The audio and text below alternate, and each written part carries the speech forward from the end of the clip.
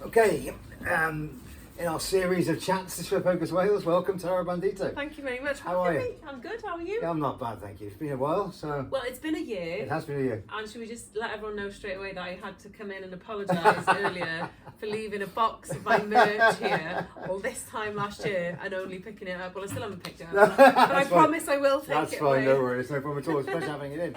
So, I mean, what's been going on for you last year? So, since we last saw you, we had a mad summer, pretty much gigging every weekend, which was lovely. Then we played a really, really enjoyable The Voices Festival in Cardigan. Right. That was, if you're on the music trail where you're basically travelling around, everybody does 2 gigs. Okay. And both of them were rammed. And Oh, it was brilliant. just absolutely lush. Okay. The boys' favourite gigs we've ever done. But then straight after that, we went to Taiwan to play Luckfest. Oh, nice. And that was bonkers. Absolutely bonkers. And then since then I've had a bit of a break. Right. I feel like I released my last single off the album to coincide with Taiwan. Yeah. So that was like the end of a chapter. Right, okay. So now I'm in that like sort of lovely but sort of like what next period of what is the second wave gonna be. Yeah. So researching at the moment. But you always, I mean, if you think back in your career, you've always reinvented yourself. I mean, I did a quick bit of research. I have to confess, really, and the musical theatre stuff to start with, and going through all that stuff, and finding yourself, I suppose, in the right kind of genre of music you're in now. A hell of a journey. Yeah, it was a journey. I had a really weird upbringing as the daughter of a wrestler, travelling around in a wrestling ring van. Then, as you say, I did a lot of musical theatre and a lot of the not so grungy vibe with music, and a lot of performing other people's work. And then I think it was when my dad died 15 years ago now, I started really looking at, what is life? What am I doing? Am I on the right path? Do I love what I'm doing? Is it true to who I am authentically? And I started writing, but didn't have the balls to release anything. Then the pandemic came, and it was like, if I don't do it now, I'll end up being a bitter old lady who never did it. And so I did it, and it was a teamed up thing of going to India to find myself and becoming a yoga teacher out there. So there's a lot of tones of Asia in my music as well, but obviously then the Welshness and the musical theatre side of stuff. So it's a lot of stuff tied in together, but I do feel now that I represent who I actually am with my stuff. So the lockdown really is quite a negative thing for a lot of people. Sounds quite positive for you. Come about that in a different side. I feel like I'm allowed to say this now. Lockdown was one of the best times I've ever had. And it was because I was not feeling guilty that I wasn't running around doing everything, because we couldn't. And very lucky to be given funding from the government, so you could literally be comfortable at home and start just fiddling with GarageBand and fiddling, jamming. My husband's the drummer in my band, so we were doing a lot of jamming then. And now what my life is now compared to what it was going into the pandemic is completely different, and I love what I do now. But I was at your gig last year, and being carried in the coffin is quite a thing to behold. It really is. Where'd that idea come from? Where was that kind of? Yeah, it's a bit mad, isn't it? And a little bit. Really awkward, because we sleep in our van a lot of the time. But when you're travelling with a coffin as well, it's like, where does the coffin go when you want to sleep in the bed? But yeah, I think that, so the first song of the set on my album is 6 Feet Under, and it's the first song that I wrote, and it's about my dad dying, and I literally puked it out a few days after my dad died, and it was like, where does your soul go? Because it was the first real, first-hand encounter I'd had with death. So I was just confused. I couldn't work it out, So that's what the song was. And then my dad being a showman and a wrestler, his funeral, I arranged it all. And my mum was like, you do what you think's best. So I turned it into this big show that I thought he would have wanted, I had poets reciting and opera singers singing his favourite songs, and Tara Bandito and red, white and green flowers in the back of the hearse, and the flag draped over the coffin.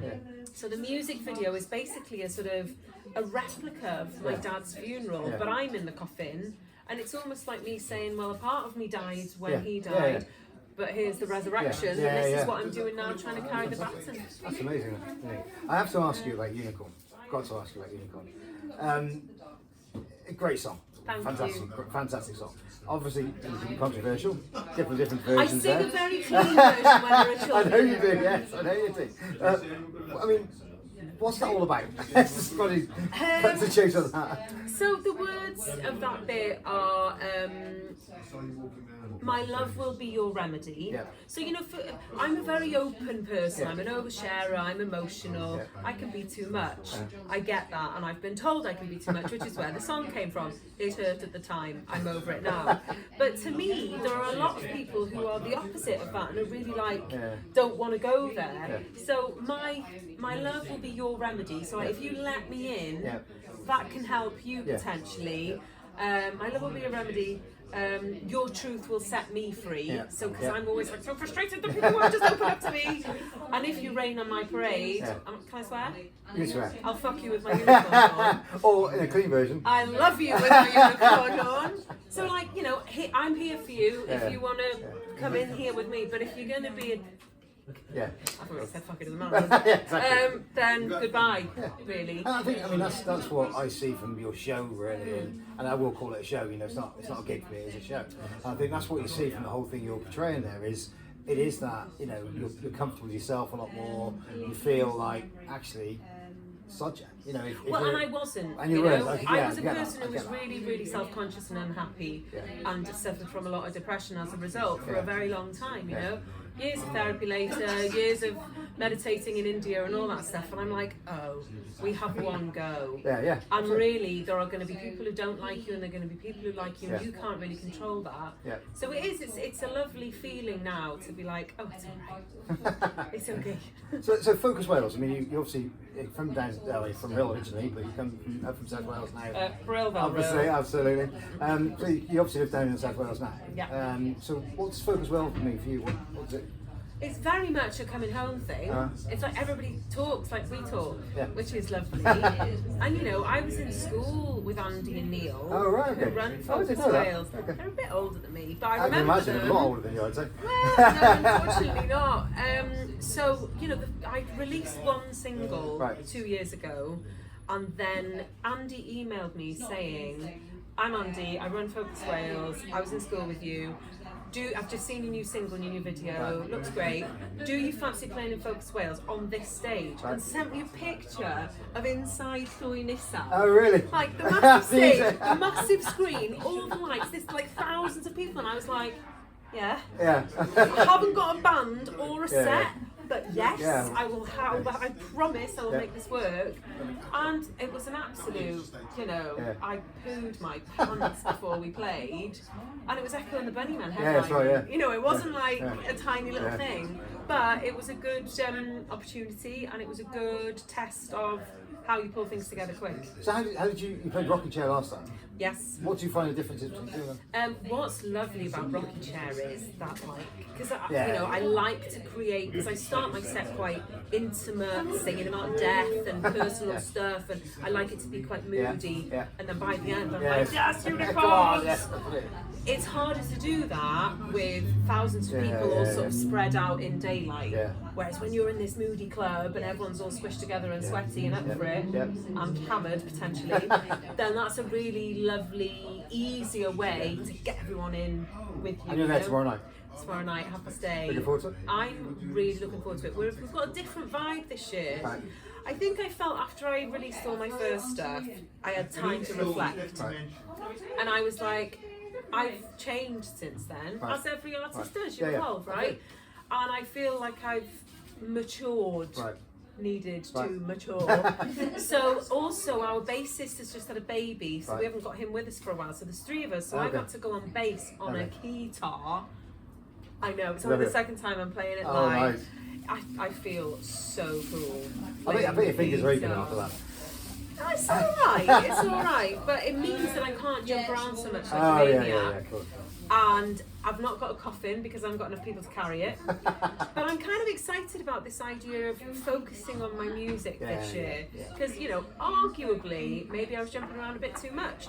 There's space for quite a lot of variation in a half an hour.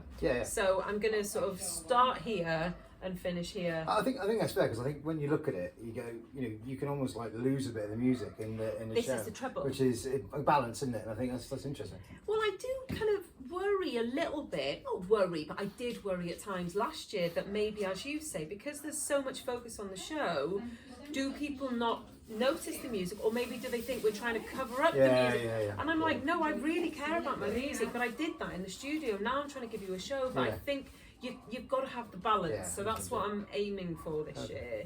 So what's next then? What's going on the next couple of years? Well, creating is the big thing now. I want this because the first wave of stuff that I did, it was going to just be 3 singles. Then my label were like, oh, this is going really well. Do you want to stick them onto an album and write another 7 songs really quickly, whilst also getting loads of gigs and making the music? And also, you've got to do everything yourself, because you can't afford to pay a million people to do things. So it's been 2 years of absolute madness, and maybe not. I'm an overthinker, so I do think enough about stuff, but I now really want to work out what my direction is intentionally going forward. So I'm excited, you know, I want to play with new sounds, play with new ideas. We have been offered, after Taiwan, we got offered to go and do a little Asian tour. Oh, cool. Which I really want to do. Yeah. And I think my stuff suits I agree. Asia. It went down really nicely in Taiwan. So that might be happening at the end of the year. But ultimately, I feel I need to concentrate on one thing now, which is creating the next batch of music, and then see what happens with that. So you're obviously performing tomorrow. You're here today. What are you doing tonight in a bit? That's like, it sounds like I was going on a date then, doesn't it? I mean, what band you seeing, whatever.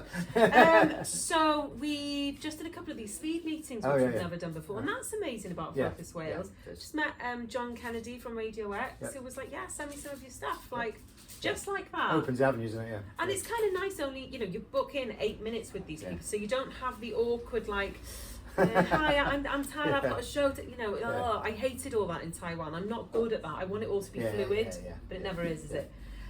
So doing a bit of that, and then we're checking into our Airbnb, which I'm excited about, which we can walk to or roll home to, see how that goes.